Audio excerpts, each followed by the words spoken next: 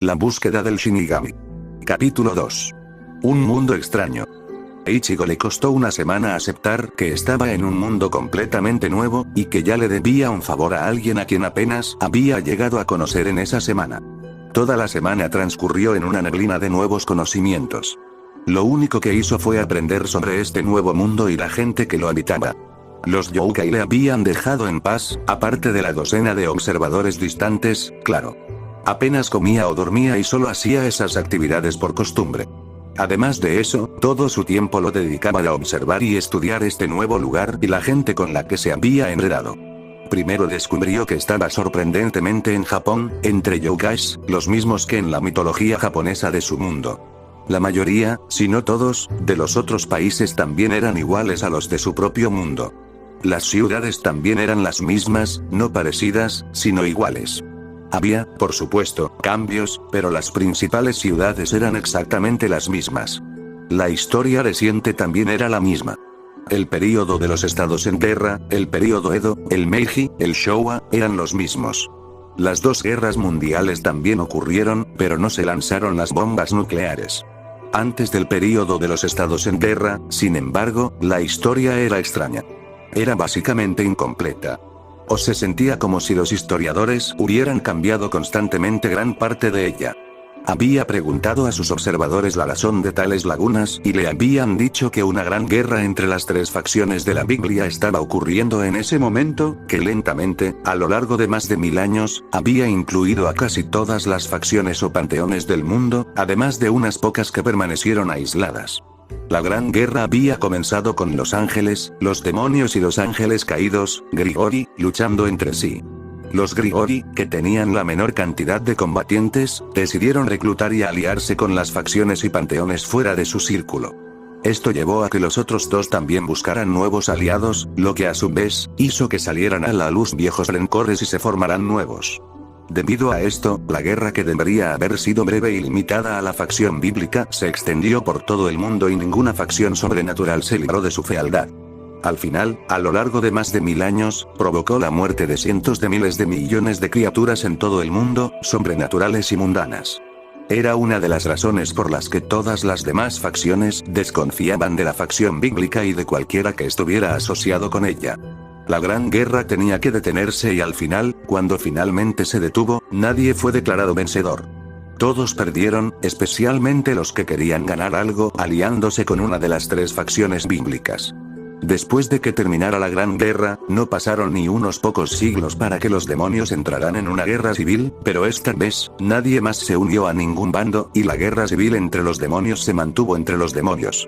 Esa guerra civil terminó alrededor del momento en que comenzó el período de los estados en guerra en Japón, durante el cual todas las facciones sobrenaturales se escondieron, lejos de los mundanos, para centrarse en sanar y recuperarse de la devastación. Debido a esto, la historia que escribieron los mundanos fue clara después de ese tiempo, pero completamente desordenada antes de eso. Era igual en todo el mundo. Ese fue también el momento en que los mundanos empezaron a alejarse de la religión y las supersticiones, hacia la ciencia y la lógica. Ellos, los sobrenaturales, no se metieron con la historia, los mundanos simplemente no querían creer en la real y crearon su propia historia desordenada con lagunas y eventos extraños. Después de escuchar todo esto y leerlo por sí mismo, Ichigo empezó a comprender que estaba en un mundo completamente diferente que solo se parecía al suyo en la superficie. Pero eso no era todo, también descubrió que todas las demás mitologías que había leído en su propio mundo también eran reales en este. Takamagahara era real y los dioses sintoístas vivían allí. Los dioses griegos eran reales, los dioses nórdicos eran reales, los dioses chinos eran reales, todos los dioses del hinduismo eran reales. Cuanto más leía y escuchaba sobre este mundo, más extraño se volvía. ¿Cómo se creó el mundo si todos los dioses de la creación eran reales? Porque no creía ni por un segundo que estos dioses de la creación no se pelearan entre sí por el derecho de la creación. Cuanto más leía, más confundido se quedaba, así que dejó de leer. No le importaba cómo se había creado este mundo, solo que ahora estaba en él. Empezó a leer más sobre las facciones y los panteones que existían para poder averiguar qué se suponía que debía hacer en este mundo. El panteón hindú era considerado unánimemente el más fuerte debido al gran número de dioses que tenía y al hecho de que su más fuerte, Shiva, era la cuarta y a veces la tercera criatura más fuerte de todo el mundo, justo por debajo de los dos dioses dragón que se decía que eran invencibles y el dios de la Biblia. Después de eso, muchos seguían creyendo que la facción bíblica era la segunda en fuerza, pero solo si las tres facciones podían combinar sus poderes, ya que seguían divididas, era discutible. Después de eso, se volvió más confuso, ya que las facciones seguían discutiendo sobre quién era más fuerte y las posiciones seguían cambiando. También se enteró de que muchas facciones habían sido destruidas por completo durante la Gran Guerra. Muchos, si no todos, de los dioses irlandeses estaban muertos y el panteón ya no existía. Si quedaba alguno, se habían escondido durante tanto tiempo que se les había olvidado. Los aztecas fueron aniquilados y solo quedaban unas pocas ruinas de su existencia. La mayoría de las deidades africanas estaban muertas. El panteón maya, el panteón eslavo y el panteón inca también se consideraban muertos porque nadie sabía cuántos de ellos habían sobrevivido y porque nadie había visto ni oído rumores sobre su existencia continuada. Después de eso, se enteró de los 10 mejores, las 10 criaturas más fuertes de este mundo. El primero era el dragón de los sueños, Gran Rojo. El segundo era el dragón del infinito, Orpis. El tercero era el dios hindú de la destrucción, Shiva o el dios de la Biblia, Yahvé, y Huachohuabach. Cuando oyó ese nombre por primera vez, se volvió loco de rabia, pensando que era el mismo que odiaba. La presión que liberó fue suficiente para aplanar la totalidad de Kioto, pero la líder de los Youkai, Masaka, llegó y lo detuvo. Le dio las gracias y le preguntó cuánto tiempo llevaba este Yahvé en este mundo y le dijeron que había estado aquí durante decenas de miles, si no cientos de miles de años. Eso logró calmarlo, podría haber sido el caso de tener un nombre similar, como tantas otras cosas en este mundo, pero permanecería vigilante. Los otros 6, de los 10 mejores, subían y bajaban con pocos que permanecieran allí durante más de una década. El dragón malvado, Krunkurwach. El actual Lucifer, Circes. El señor de los muertos, Hades. El padre de todos, Odín, eran algunos que habían permanecido constantemente en el top 10 durante los últimos siglos. Pensándolo bien, su reacción al nombre fue definitivamente demasiado. Sabía que la presión que liberaba pasivamente era suficiente para matar a una persona normal si se le acercara, sin mencionar si liberaba activamente su presión espiritual. Si Yasaka no hubiera llegado tan rápido, algunos de los yokais habrían muerto seguro. Era probable que cualquier humano de este lado de Kioto ya hubiera muerto después de esos pocos segundos. Por último, se centró en la gente que le rodeaba en ese momento, los yokai. Eran un grupo extraño.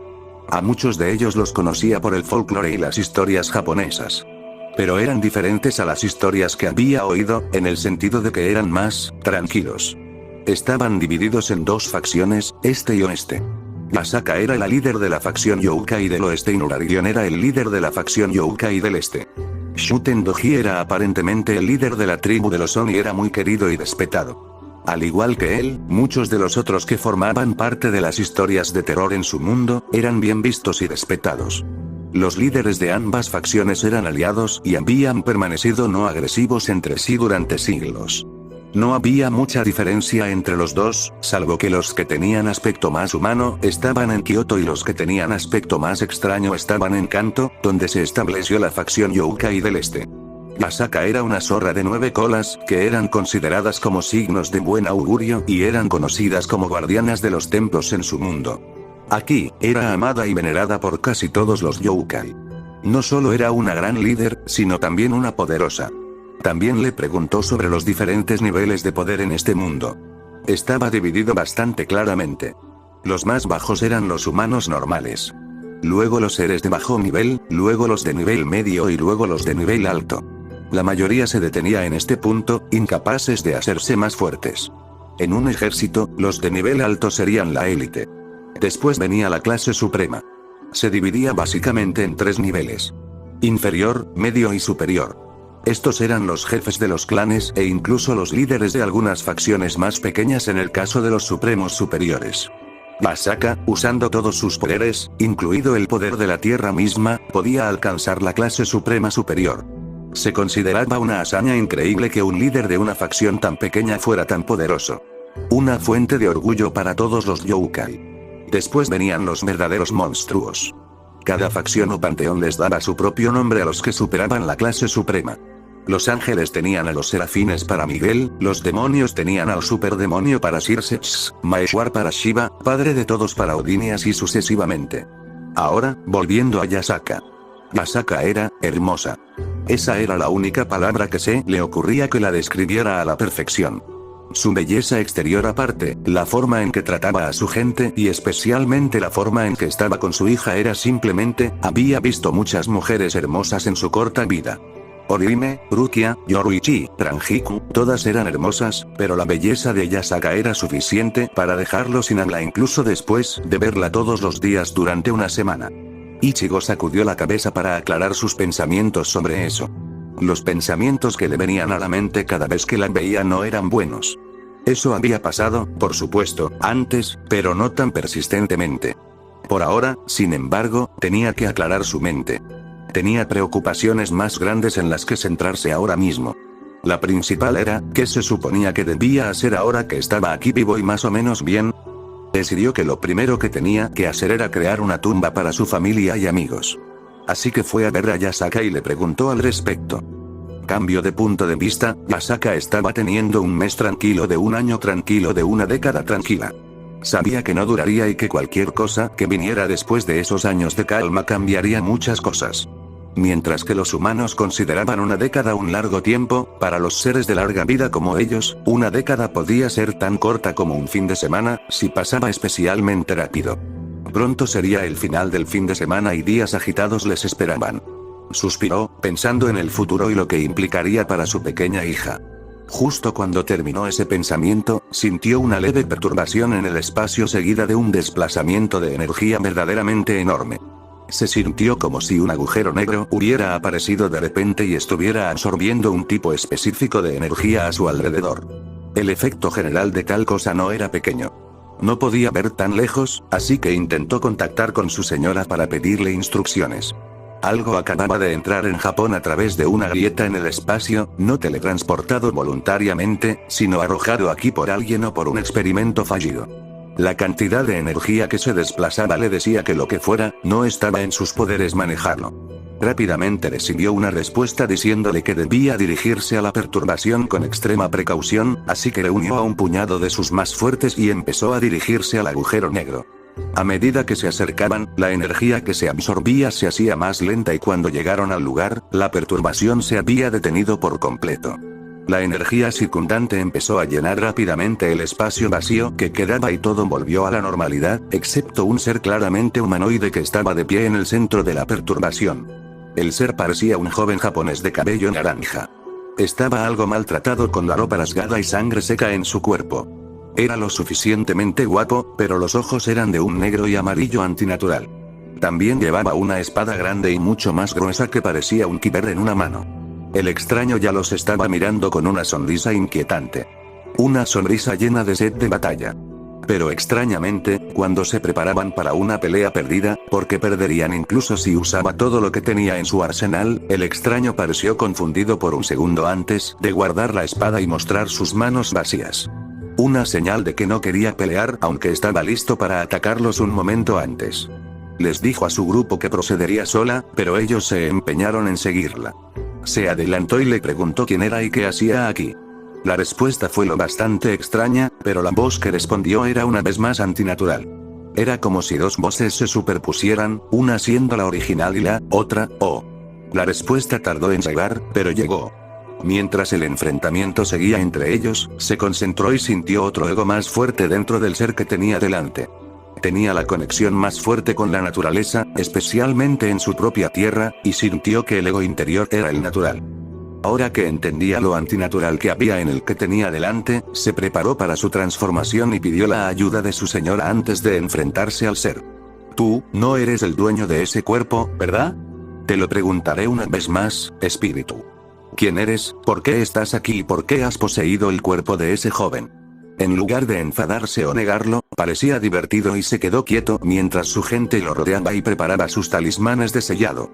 Preguntó con ansia por qué pensaba eso y esperó a que ellos hicieran el primer movimiento. Justo cuando estaba lista para dar la señal, el ser chasqueó la lengua y murmuró, ahora te despiertas. antes de chasquear la lengua de nuevo y quedarse inerte. Sintió que el otro ego más fuerte y natural tomaba el control. Los ojos también se volvieron a ver humanos. En el lugar de un depredador hambriento ahora había un cazador vigilante. Le hizo la misma pregunta por tercera vez, sin dejar que se notara el fastidio que sentía en su voz, y la respuesta que obtuvo solo aumentó su molestia. Volvió a pedir la guía de su señora y le dijeron que recibiera al extraño como un invitado y que lo tratara con cuidado. Todavía estaba un poco molesta, así que ni siquiera cuestionó el consejo y le invitó a su castillo. Mientras iban a su castillo, le hizo al joven preguntas sobre sí mismo y sobre lo que podría haberle llevado a aterrizar en su territorio, con lo que ella sintió que era un teletransporte forzado o un experimento fallido, lo mismo básicamente. El joven se presentó como Ichigo Kurosaki y el relato que siguió a la presentación fue tan fascinante como aterrador. Un mundo entero destruido por un solo ser, con él como único superviviente. Un ser que podía hacer tal cosa estaba al nivel de Gran Rojo Yopis. No solo eso, el joven que la seguía, que no solo había matado a tal enemigo, sino que también había sobrevivido a la destrucción de un mundo, era aún más aterrador. No mencionó ningún nombre ni qué tipo de ser era, pero ahora que estaban lejos del centro de la tormenta espiritual, podía sentir el poder de la muerte flotando alrededor de Ichigo. Tenía que ser algún tipo de dios de la muerte anciano, esa era la única conclusión a la que podía llegar. También explicaba las instrucciones de su señora de tratar al joven de aspecto joven como un invitado y su trato cuidadoso. El fastidio se convirtió de repente en un dolor de cabeza. Justo cuando estaba pensando en los tiempos difíciles que se les venían encima, una calamidad se estrelló contra sus tierras. Solo esperaba que esta calamidad no los destruyera por completo, porque ya estaba segura de que muchas cosas serían destruidas. Cuando se acercaban a su castillo, un pensamiento le vino a la mente con toda la sutileza de un ariete y suspiró. Kunou.